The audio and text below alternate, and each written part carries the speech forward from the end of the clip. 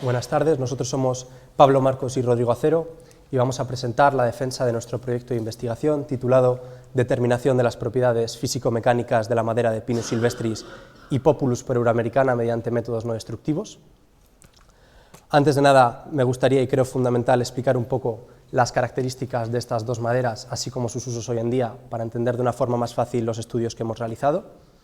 A la izquierda tenemos el Pinus sylvestris, que es una conífera perteneciente a la familia Pinaceae, que está ampliamente extendida a lo largo de toda Europa y Asia por su distinguida capacidad para adaptarse a climas fríos, y es que no es para menos, es la segunda especie en volumen ocupado en España, y es que es un árbol realmente imponente, puede llegar a alcanzar hasta los 30 metros de altura y cuenta con unas pequeñas piñas de unos 5 o 6 centímetros de largo. Además, su madera hoy en día está siendo utilizada tanto por la industria maderera como para la fabricación de pequeños ornamentos artesanales. A la derecha de sus pantallas vemos el Populus peruroamericana, que es un híbrido entre el chopo común y el chopo americano, que puede llegar a alcanzar hasta los 40 metros de altura. Está también ampliamente distribuido a lo largo de toda la península ibérica, especialmente en las cuencas de los ríos, y debido a su rápido crecimiento es uno de los árboles favoritos para las repoblaciones. Debido también a este rápido crecimiento, está siendo utilizado y es un árbol muy apreciado en todo el sector de la industria. Bien, ahora que ya conocemos las dos maderas con las que vamos a tratar, podemos pasar a los objetivos del proyecto, que no son otros que ser capaces de determinar la calidad de un lote de madera mediante el uso de estos métodos no destructivos sobre los cuales después profundizaremos, y, segundamente, establecer una comparación analítica entre las características físico-mecánicas de dos maderas diferentes, en este caso Pinus sylvestris y Populus peruroamericana, siendo capaces de no solo determinar su calidad estructural, sino de también ser capaces de observar las diferencias que hacen que sus usos hoy en día sean tan diversos. Bien, para realizar estos objetivos se han distinguido 5 fases o procesos fundamentales a lo largo de la investigación. En el primer punto tenemos el análisis visual y la caracterización física de las piezas que se someterán a ensayo. En cuanto al análisis visual, hemos utilizado la norma UNE 56544, que tiene como objetivo estimar la calidad de la madera utilizando y viendo solamente las imperfecciones visuales que tiene la pieza. Básicamente lo que se hace es, se toma la pieza, se anotan todas las imperfecciones visuales que ésta pueda tener, como pequeños nudos de fibras en la cara y en el canto, o pequeñas bolsas de resina, y se clasifica la madera en 3 grupos, dependiendo de si es apta o no para un uso estructural. Estos 3 grupos son ME1, ME2 y el grupo de rechazo. En cuanto a la caracterización física, se toman valores ya sea del peso, longitudes, densidad e incluso porcentaje de humedad con la ayuda de un silohigrómetro, que posteriormente serán utilizados para la determinación de la calidad de la madera mediante el estudio de su módulo de elasticidad, que al final es lo que nos provoca y lo que nos enseña la calidad real de la madera. Pasamos ya al punto número 2, y es que después de esto se realizan 3 ensayos con 3 métodos no destructivos, obteniendo así valores ya sea de frecuencia de vibración en el caso del analizador FFT o de velocidad de paso ultrasónica en el caso del FACOP y el Silvatest, y estos datos, de nuevo como los anteriores, serán utilizados para el establecimiento del módulo de elasticidad y por tanto la determinación de la calidad de la madera. Y es que estos métodos no destructivos de los que hablaba nos permiten realizar pruebas en la pieza y obtener resultados sin dañar lo más mínimo la estructura interna de la pieza, facilitando así muchísimo la determinación de la calidad de la madera. Sin embargo, estos datos que estos métodos no destructivos nos aportan pueden, y en la realidad nos dan unos valores realmente variados entre sí. Por eso necesitamos de un último ensayo que nos permita obtener un módulo de elasticidad real con el que podamos comparar los datos obtenidos por esos métodos no destructivos. Este es ni más ni menos que el punto 3, el ensayo de flexión en la máquina universal de ensayos, del que posteriormente se va a entrar más en detalle. Una vez que nosotros hemos realizado todos los ensayos que precisábamos y hemos obtenido todos los datos que necesitábamos, se procede precisamente al punto 4, el análisis cuidadoso de los datos. Para este punto hemos necesitado de la ayuda de programas informáticos de estadística que nos han permitido estudiar las variables de forma independiente, facilitándonos así el saber si los datos que nosotros habíamos obtenido se encontraban dentro de un rango normal de distribución o no, y también facilitándonos la comparación entre los datos obtenidos por los diferentes métodos no destructivos. Esto nos lleva directamente al punto número 5, y es que una vez que hemos hecho ya el análisis cuidadoso de los datos, observamos los datos obtenidos y establecemos relaciones y, por tanto, conclusiones entre métodos y máquinas, estableciendo qué método es el más indicado para determinar la calidad de una madera. Bueno, ahora vamos a pasar a hablar a lo que son los métodos no destructivos. Estos métodos, como bien ha dicho mi compañero, son unos en los que nosotros no vamos a causar un daño a la estructura interna de la madera. Es decir, no vamos a poder utilizar técnicas como por ejemplo son la flexión u otras en las que estemos aplicando una fuerza a la madera. En nuestro caso, hemos hecho uso de los ultrasonidos. Estos ultrasonidos los vamos a inducir en la madera de diferentes maneras y lo que vamos a hacer va a ser determinar la velocidad de propagación de este ultrasonido, además de su frecuencia. En este caso hemos utilizado 3 métodos no destructivos, han sido el medidor FACOP, el medidor Silvatest y un analizador de frecuencia FFT. El primer método, el FACOP, consta de lo que son 2 sensores. Estos sensores les vamos a introducir por 2 orificios en los extremos de la madera y lo que vamos a hacer va a ser, mediante un pequeño martillo, generar un ultrasonido en uno de los dos. Este ultrasonido se va a propagar a lo largo de la madera y va a llegar al otro sensor. Este sensor lo que va a hacer es actuar como un receptor. Una vez esto ocurra, el medidor nos va a dar una cifra en microsegundos del tiempo que haya tardado ese ultrasonido en propagarse a lo largo de la madera. Y luego, relacionando este valor con lo que es la longitud de la madera, vamos a obtener una velocidad de propagación en metros segundo. Después tenemos el medidor Silvatest. Este medidor funciona bastante similar al anterior. También consta de lo que son 2 sensores que vamos a introducir en los bordes de la madera. Este es algo similar al anterior, pero es algo más fácil, ya que nosotros simplemente vamos a configurar este medidor con unos parámetros y él ya directamente va a generar un pulso de ultrasonidos y nos va a dar el tiempo que ha tardado en recorrer esto y calcularnos la velocidad en metros segundo. Por último tenemos este método no destructivo, que va a ser el analizador de frecuencias FFT. Este funciona de una manera algo diferente a los anteriores, ya que en vez de tener 2 sensores va a usarse un micrófono que se va a colocar de manera muy próxima a la madera en uno de sus extremos. Lo que vamos a hacer posteriormente va a ser, mediante un pequeño martillo, generar también unos ultrasonidos que se van a propagar y van a llegar a este micrófono, y una vez lleguen al micrófono nos van a dar una gráfica similar a esta. Esto que podemos ver es un espectro de frecuencias y lo que vamos a tratar de sacar en conclusión aquí es la zona donde se encuentra el punto máximo. Esta va a ser lo que es la frecuencia de resonancia de la madera, y a partir de estos datos que hemos obtenido vamos a relacionarlos con otros valores, como por ejemplo es la densidad o las longitudes de la madera, y vamos a obtener un módulo de elasticidad dinámico. Este módulo de elasticidad dinámico es muy útil, ya que lo que va a hacer es como tratar de determinar la resistencia real de la madera mediante un método que no es no destructivo. Por tanto, lo que vamos a tratar de ahora hacer es relacionar este valor que hemos obtenido mediante métodos no destructivos con la realidad. Y claro, ¿cómo obtenemos la realidad? La obtenemos mediante un método destructivo, como es el siguiente. Es el ensayo de flexión. Este ensayo de flexión lo hemos realizado mediante la siguiente máquina que podéis ver ahí. Es una máquina universal de ensayos y, como hemos dicho, es un método destructivo. Por tanto, lo que vamos a hacer va a ser llevar la pieza hasta su límite de rotura, a diferencia de los anteriores, que no le causamos un daño a la pieza.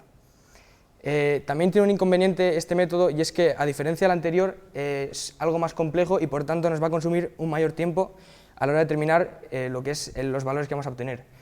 Por ejemplo, en nuestro caso, para obtener estos valores en nuestras probetas hemos tardado 2-3 días, cuando en comparación con los métodos no destructivos en un par de horas podemos conseguir estos valores. El procedimiento es bastante simple. Lo primero que vamos a hacer va a ser colocar la probeta que queremos ensayar apoyada en su canto, sobre esos 2 apoyos que podéis ver ahí, y colocar un palpador, que no sé si le podéis ver ahí bien, debajo de la pieza en el punto medio. Este palpador va a servir luego una función que vamos a explicar. Una vez esté todo colocado y en orden, vamos a empezar el ensayo. Este ensayo lo que va a ocurrir es que va a bajar ese elemento móvil de la prensa y va a empezar a ejercer una fuerza sobre lo que es la madera. Esta madera, en consecuencia, lo que va a hacer va a ser deformarse, y a medida que se va deformando va a adquirir una curvatura. Esta curvatura va a ser percibida por el palpador, el cual tiene una punta móvil, y esta punta móvil, a medida que la madera se va a ir deformando, va a adquirir diferentes valores. Estos valores nos van a ser muy útiles para determinar con precisión el módulo de elasticidad global. Este módulo de elasticidad global va a ser el que luego nos va a ayudar a determinar el valor de resistencia real de la madera, y que posteriormente pasaremos a explicar un poco en profundidad. Una vez ha pasado alrededor de 1 o 2 minutos de este ensayo, veremos que la madera está llegando cerca de lo que es su límite elástico, por tanto ahora hay un riesgo de que la madera se rompa. Entonces, en consecuencia, lo que vamos a hacer va a ser retirar este palpador para evitar que sufra ningún daño. Una vez ocurre esto, vamos a empezar lo que es el ensayo de rotura. Este ensayo lo que vamos a hacer va a ser llevar la pieza hasta su límite de rotura, hasta el punto en el que estemos aplicando una fuerza que la pieza no pueda soportar y que por consiguiente se rompa. Una vez esto ocurra, habremos acabado lo que es el ensayo por métodos destructivos, que es el ensayo de flexión, y veremos que en lo que es la interfaz de la máquina nos va a dar unos valores. Estos valores nos van a dar como información sobre cómo ha sido el desempeño de esta probeta ante las diferentes fuerzas que hemos aplicado, pero el valor que realmente nos va a ser útil va a ser el módulo de elasticidad global que hemos explicado antes. Este módulo es la realidad de cómo se va a desempeñar la pieza ante unas fuerzas en la realidad, y que vamos a tratar de comparar ahora mismo con los valores que hemos obtenido antes en los métodos no destructivos, es decir, los módulos de elasticidad dinámicos, y lo vamos a ver en la siguiente diapositiva. Los podéis ver en esa tabla, en la que tenemos los diferentes métodos no destructivos y abajo el ensayo de flexión realizado con la máquina universal de ensayos. Así a simple vista con estos valores pues tampoco podemos sacar una conclusión en clara, y por tanto lo que hemos decidido hacer ha sido un ensayo estadístico. O sea, hemos pasado estos datos por un programa de estadística informático y hemos hecho dos cosas. Primero, determinar si los valores que hemos obtenido se encuentran en una distribución normal, y en nuestro caso sí ha sido así, por tanto se puede determinar que los ensayos que hemos realizado han estado de manera correcta, y posteriormente hemos tratado de asignarle a cada método un grupo de valores, es decir, una franja en la que se pueden encontrar esos valores. Aquí podéis ver los siguientes métodos, tenemos en una columna los métodos y en otra las letras que van a asignarse a cada grupo. En el caso del FFT y el Silvatest vemos que ambos tienen diferentes letras. Esto quiere decir que sus valores no son del todo próximos y no tienen una correlación directa ni fuerte. Y también vemos que estos, en relación con lo que es la realidad, que es la máquina universal de ensayos, tampoco están relacionados, por tanto están en diferentes grupos. Pero si nos fijamos aquí abajo en el FACOP, vemos que la cosa cambia, y es que ambos tienen la misma letra. Esto quiere decir que pertenecen a un mismo grupo de valores y que por tanto mantienen una relación bastante estrecha entre los resultados obtenidos por lo menos en nuestras probetas. Y por tanto podríamos determinar que el mejor método no destructivo para realizar ensayos y obtener un valor cercano a la realidad va a ser el FACOP. Una vez hemos realizado esto, hemos obtenido los valores, y estos valores vamos a tratar de sacar unas conclusiones de cómo es la calidad de la madera. Esto lo vamos a realizar de dos maneras. Primero, mediante una clasificación visual, siguiendo la norma UNE 56544. Esta clasificación no tiene en cuenta ningún tipo de valores o cifras obtenidas previamente, sino que va a ser simplemente como lo que observemos de imperfecciones a simple vista. Es decir, pueden ser nudos saltadizos, bolsas de resina, médulas, y dependiendo de cuántas cantidades haya de estos y de qué tamaño sean, va a ser de peor calidad la madera. Estas calidades van a ser tres, las hemos repartido están repartidas en ME1, ME2 y rechazo. La ME1 va a ser el grupo de mayor calidad, es decir, las piezas que van a ser más versátiles y que por tanto van a tener más aplicaciones. Esto se debe a que en este grupo las piezas pueden tener incluso usos bastante exigentes en cuanto a estructurales, y por tanto esto se debe a que tiene unas propiedades físicas superiores a lo que son los otros grupos.